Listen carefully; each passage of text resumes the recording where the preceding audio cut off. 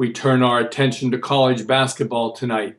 In one of 3 quarterfinal games in the CIT, the Grand Canyon Antelopes travel east to visit the Chanticleers of Coastal Carolina University.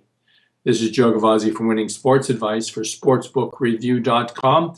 We're a perfect 4-0 against the spread for you this week on SBR videos, and we look to continue that with this college basketball winner, the Chanticleers of Coastal Carolina. These teams each have unique stories, which I'd like to relate briefly to you. In just their 3rd year of competition at a D1 level, Grand Canyon is able to compete in the CIT, but not the NCAA tournament, nor the CCT and the WAC.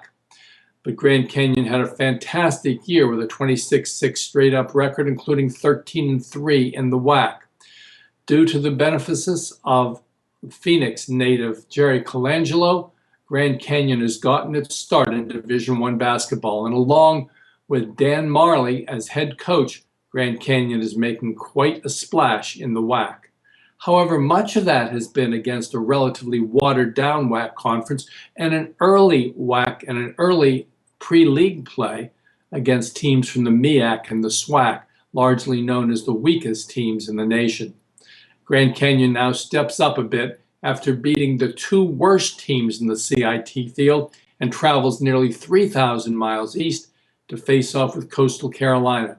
You'll be hearing much more about Coastal Carolina in the future, as they're going from the respected Big South to be an online team next year as a member of the Sun Belt Conference.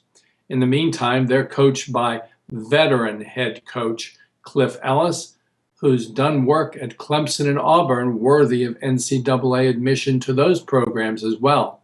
Why, just last year, the Chants played Wisconsin in the NCAA. This year, they were locked in the 4-team race for Big South superiority, and usually that's enough to get the Chants the advantage, as they normally play it on their HTC home court in Conway, South Carolina, just 12 miles from Myrtle Beach. This year, however, rather mysteriously, the event was moved to Bowie's Creek, North Carolina, the home of the Campbell Camels, where unfortunately Coastal Carolina fell in the semifinals. Now back home in the CCT, they've done their best work, defeating 2 opponents while holding them to 35% shooting. It's a trademark of Cliff Ellis, whose teams are normally outstanding on the defensive end of the court.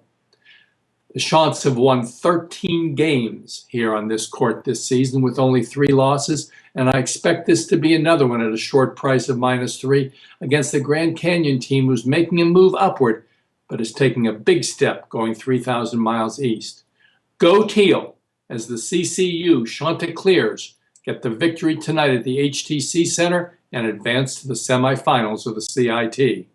This has been Joe Gavazzi from Winning Sports Advice for SportsbookReview.com.